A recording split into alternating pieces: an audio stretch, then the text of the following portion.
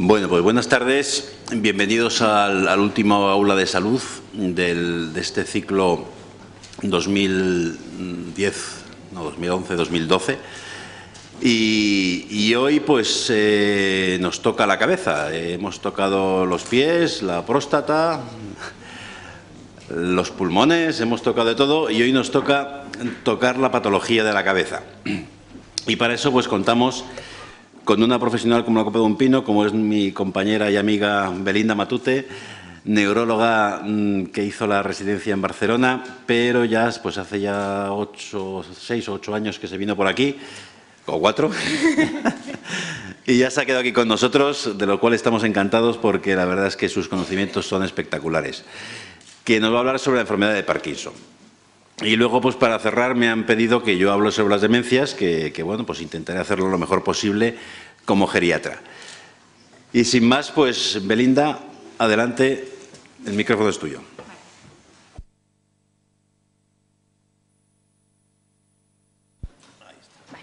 Pues buenas tardes a todos, muchas gracias por haber venido y muchas gracias al Hospital Viamed Los Manzanos pues por organizar estas conferencias de salud que la verdad que nos ayudan mucho a todos a conocer las patologías.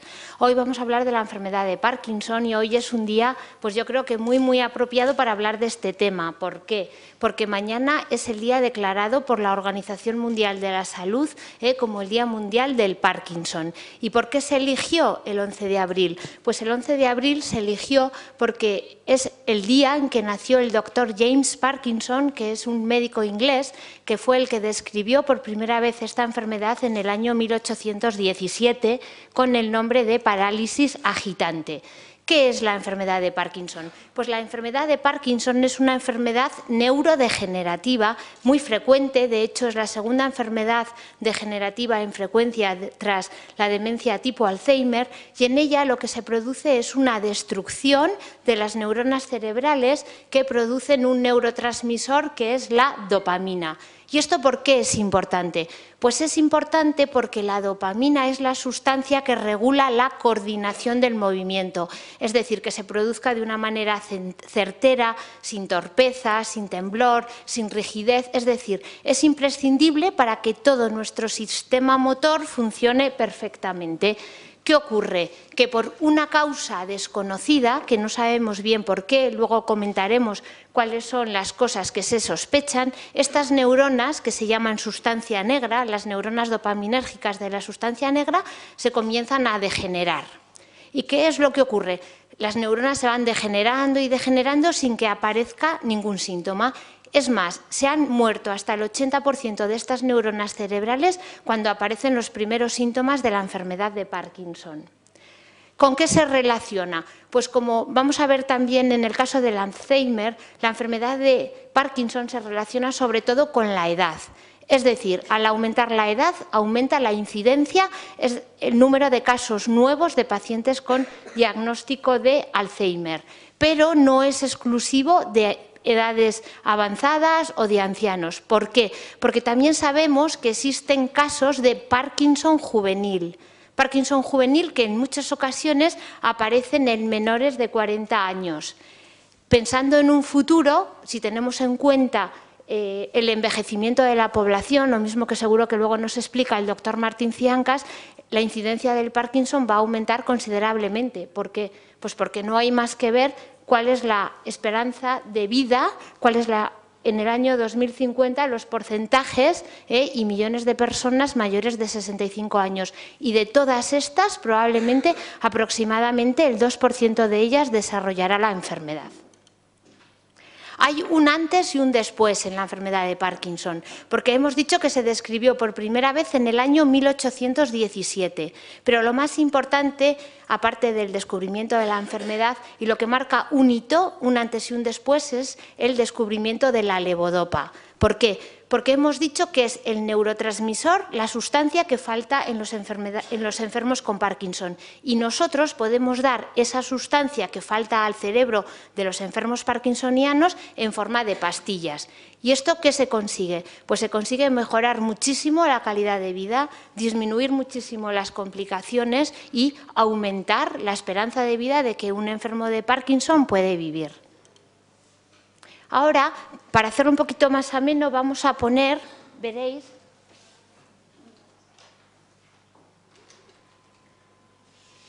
si podemos,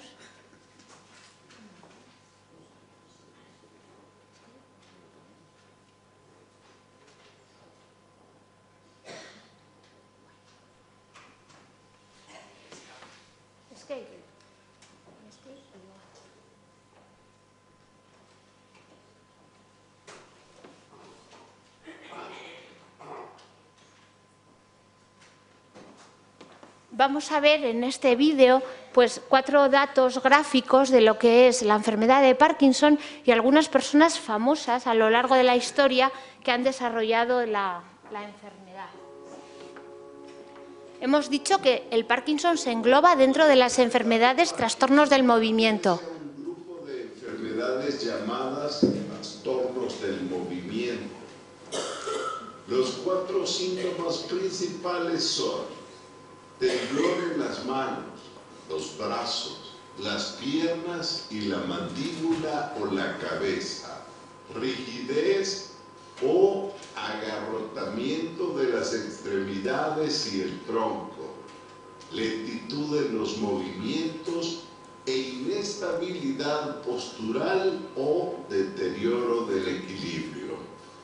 Michael J. Fox, la famosa estrella de la trilogía de Regreso al Futuro, fue diagnosticada con la enfermedad a temprana edad en 1991.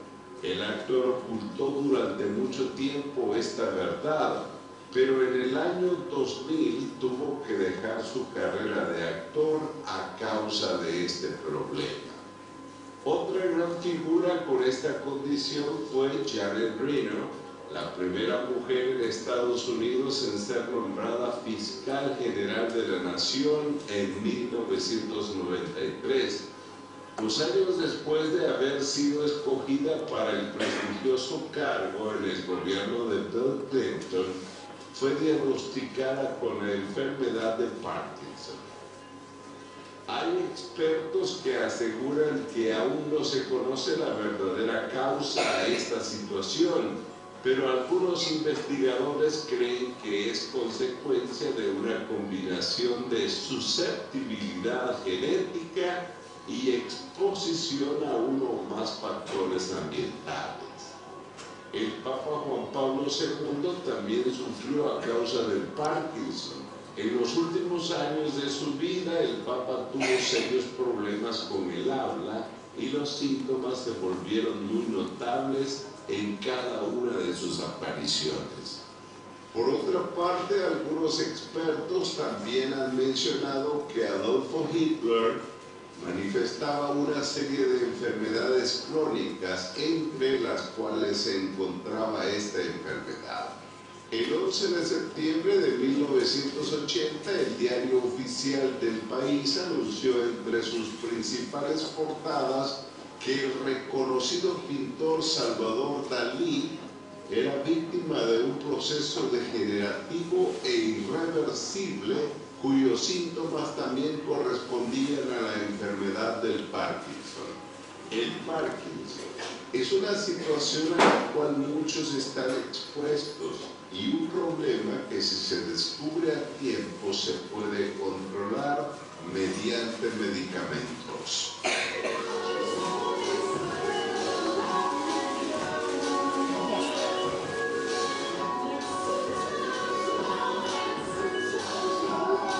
Bueno, pues el objetivo un poco de este vídeo era primero ver claramente que no se asocia solamente a la edad, y el famoso actor pues que incluso tuvo que dejar la carrera por esta enfermedad de Parkinson, que aparece en gente joven. Casi uno es más fácil de recordarlo pues con una imagen gráfica, ¿no? Entonces, ¿cuál es la causa de la enfermedad de Parkinson? Se desconoce. Sí que se sabe que existe una predisposición genética que hasta el 25% de pacientes, o sea, un paciente con Parkinson, hasta en un 25% de los casos va a tener algún familiar afectado. Y sobre esta base genética, que no es determinante para nada, es una predisposición, actúan una serie de tóxicos o de agentes externos que en este momento se desconocen y que van a conducir al desarrollo de la enfermedad. Y algunos de estos factores de riesgo pues son por lo menos chocantes. Una es el vivir en el medio rural. Parece que todos los estudios que se han hecho hacen y confirman la hipótesis de que la enfermedad de Parkinson es más frecuente en personas del medio rural. Se ha asociado también al uso de determinados pesticidas, al consumo de agua de pozo. No se saben muy bien los mecanismos, pero parece que es así. O incluso a determinados tóxicos, como es el MTPT. Este es un tóxico muy curioso que se inyecta en monos de experimentación y estos monos desarrollan un modelo de enfermedad de Parkinson igual a los humanos. O sea que se sabe que existen tóxicos potencialmente causantes de la enfermedad. Y como factores protectores, y lo decimos entre comillas, pues estaría el tabaco, que es malo para muchas cosas, pero aunque no está demostrado al 100%, parece que protege de la enfermedad de Parkinson. Y esto no quiere decir que haya que empezar a fumar, pero bueno, que ahí está. Como hemos dicho, los tóxicos y sobre todo el MPTP como factor exógeno, y hubo también pues como una epidemia que se dio en una de la isla del Pacífico, de la isla de Guam, que sus enfermos tenían parkinsonismo asociado a ELA. Hemos dicho que existe una predisposición genética para padecer el Parkinson, pero el Parkinson en sí no es genético, de herencia genética familiar. Sí, en un pequeño porcentaje de los casos, entre un 5 y un 10% de los casos de parkinsonismo, se pueden detectar alteraciones en una serie de genes, que son los genes de la parquina, que en el momento actual se conocen 7. Pero salvo en este 5 a 10% de los casos que sí se va a confirmar la transmisión a través de los genes, en el resto de los casos de parkinsonismo, aunque sí que parece que pueda tener algo subyacente, pero la idea es quedarnos que el Parkinson no es una enfermedad genética, en la mayoría de los casos. Aquí tenemos que hacer también otro inciso, y que es distinguir la enfermedad de Parkinson primaria, que es la que describió el doctor James Parkinson, de los parkinsonismos secundarios o parkinsonismos plus. ¿Y esto qué quiere decir? Pues que una persona puede tener una enfermedad de Parkinson solo, en cuyo caso va a responder muy bien a la medicación, y otras personas tienen un parkinsonismo plus, es decir, asociado a otros síntomas, asociados a infartos cerebrales, asociados a otras enfermedades neurodegenerativas, asociados a tumores. Y en este grupo de personas que tienen un Parkinson asociado a, la respuesta al tratamiento es mucho peor. Conclusión, no todos los Parkinson son iguales. Puede ser que uno solamente tenga Parkinson o que tenga Parkinson plus, Parkinson con más cosas, en cuyo caso la respuesta al tratamiento va a ser diferente. Y esto es muy importante tenerlo en cuenta, y que a uno cuando le hacen el diagnóstico le digan claramente: oiga, tengo un Parkinson primario de los que va a responder bien, o tengo un Parkinson y además tengo infartos cerebrales y además tengo demencia, porque en ese caso, pues lógicamente va a ir peor. Esta es la primera gran salvedad que hay que hacer. Si intentamos recordar otra vez el vídeo, ¿cuáles eran los síntomas que tiene un paciente con enfermedad de Parkinson? Lo que todos sabemos es el temblor que no es imprescindible para el diagnóstico de la enfermedad, hasta el punto que un 70% de los pacientes con Parkinson van a tener temblor, pero el 30% no. Es decir, que uno no tiemble no quiere decir que no tenga Parkinson. Esto es un dato importante. Y segunda cosa importante es decir que existen muchos tipos de temblor. No al que le tiemblen las manos necesariamente tiene una enfermedad de Parkinson. ¿Por qué? El temblor de la enfermedad es típicamente asimétrico. Se empieza en un brazo, en una mano, en una pierna. Es raro un Parkinson que empieza temblando las dos manos a la vez. Si el inicio ha sido un temblor bilateral, esto ya es lo primero que va en contra de que una persona tenga una enfermedad de Parkinson primario. Contrariamente a lo que podemos pensar, los pacientes con Parkinson en los cuales predomina el temblor, la respuesta al tratamiento y el deterioro va a ser más lento que en aquellas personas que tiemblan menos. Lo que todos sabemos y lo que seguro que hemos oído es que el temblor de la enfermedad de Parkinson es un temblor asimétrico de reposo. Típicamente aparece cuando uno está sentado en el sofá y dice, uy, pero si se me está moviendo esta mano sola. Y es un temblor como en contar monedas. Este es el primer signo de alarma, ¿vale? El primero, pero que no va solo. ¿De qué se acompaña? Se acompaña de una lentitud al caminar, de una torpeza, de una rigidez. Son personas que caminan como si fuese una tabla, con una disminución del braceo. Falla todo lo que son los movimientos espontáneos de la coordinación, va a fallar en todos ellos. También es muy típico el que aparezca amimia facial, es decir, son personas que cuando les miras a la cara están como inexpresivas. Parece que no están ni contentas ni tristes, ni que te saludan, ni que se despiden. Ellas, pues porque existe una afectación de toda la musculatura de la cara que hace pues, que la cara sea inexpresiva y es lo que típicamente se conoce como facies de jugador de póker. Son perfectos porque manifiestan muy poco las emociones. Y otro síntoma también muy típico y que a veces la gente lo nota como el síntoma de inicio es la alteración en la escritura. Si una persona le empieza el temblor por la mano derecha y es diestro, un temblor muy poquito, con un poco de rigidez, hace que la letra cambie. Y en determinados contextos pues puede ser el principal síntoma. Estos serían al inicio, junto con un problema del equilibrio y de la marcha. Es también un signo muy típico que muchas veces sirve ya para diagnosticar a una persona en la puerta de la consulta. Son personas que caminan como si tuviesen los pies pegados al suelo, no los pueden despegar y el cuerpo avanza hacia adelante. Les va primero la cabeza que los pies.